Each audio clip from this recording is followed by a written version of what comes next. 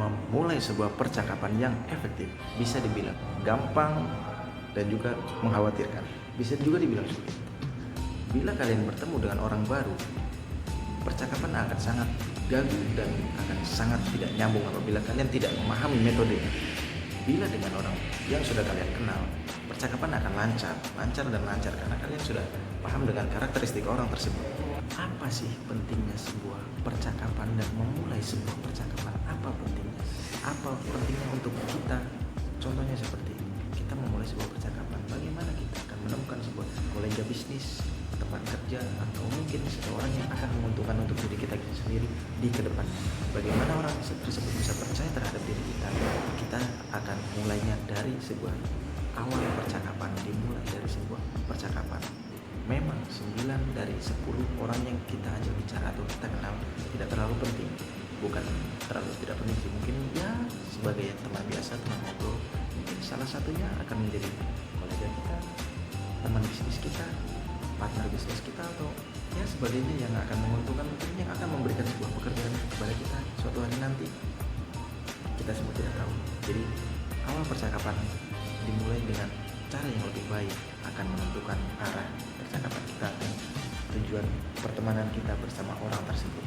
Orang yang baru kalian temukan atau orang yang baru kalian jumpai di sebuah tempat, di sebuah mall atau tempat duduk, tempat nongkrong, di bandara, di mana saja terserah, di warung kopi, atau misalkan mungkin kalian duduk bersebelahan dan dengan orang itu diam saja tidak ada percakapan, dan itu sangat mengganggu sekali.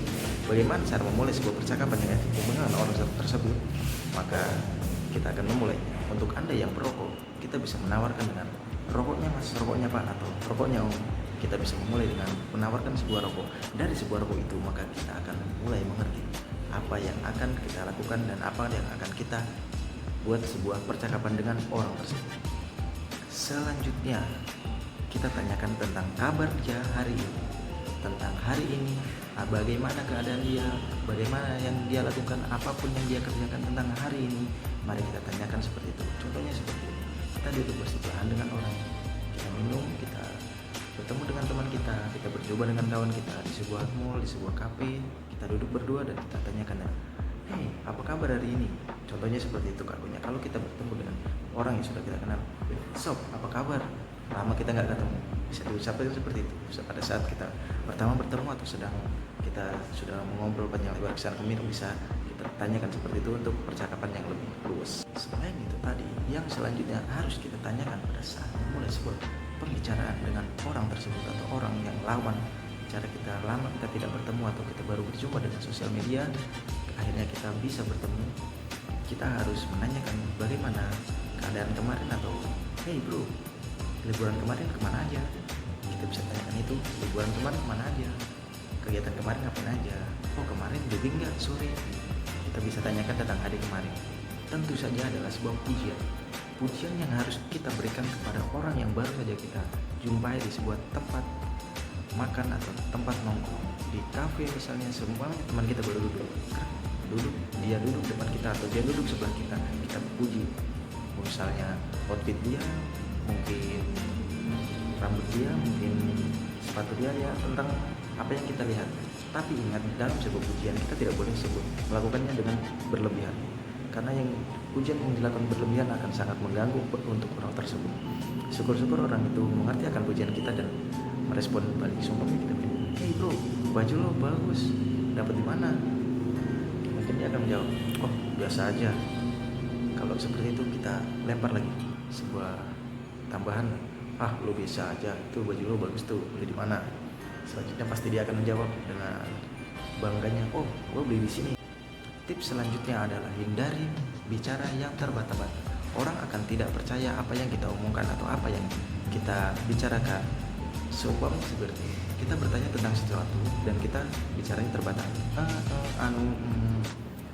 orang akan hilang respek kepada kita dan mungkin mereka akan menjawab pertanyaan kita dengan ya seperti itu ya, atau yang lainnya ya seperti itu.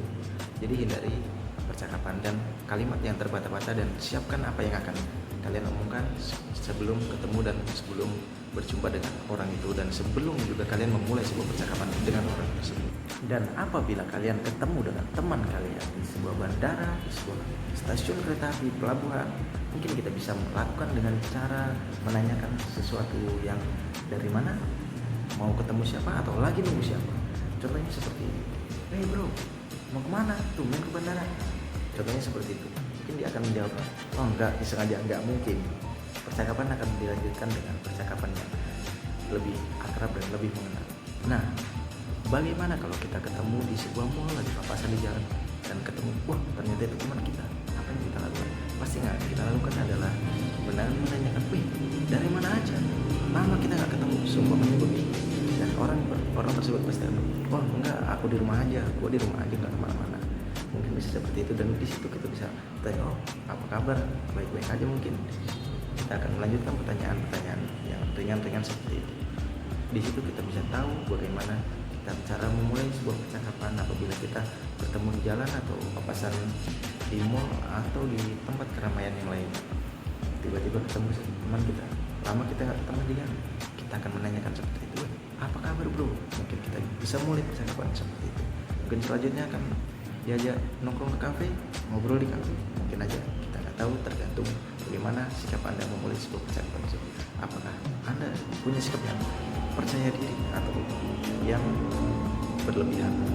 Maka gunakan sikap yang percaya diri dan tidak terlalu berlebihan. Apapun yang dimulai dengan cara berlebihan, tidak percaya diri, terbata-bata, itu akan sangat mengganggu orang yang akan kita tanyakan. Contohnya kita melakukan sebuah pujian dengan berlebihan. Kita mulai, wih bro, keren banget, baju lo beli di mana ini? Itu terlalu terkesan berlebihan. Apalagi sikap kita yang dengan sikap yang loyo, contohnya, bro, baju lo beli di mana? Keren. Sikap yang loyo tidak akan mempengaruhi orang tersebut. Orang tersebut pasti akan, ya biasa aja, baju gue beli di sini. Contohnya seperti itu. Pokoknya jangan lakukan dengan sikap yang loyo, lakukan dengan sikap yang percaya diri. Selain sikap yang percaya diri dan juga tidak terkesan berlebihan, tata bahasa juga diperlukan. Bagaimana kita memulai sebuah percakapan, tata bahasa harus kita perhatikan. Dengan siapa kita akan memulai sebuah percakapan, dengan teman kita, dengan kolega kita, dengan bos kita.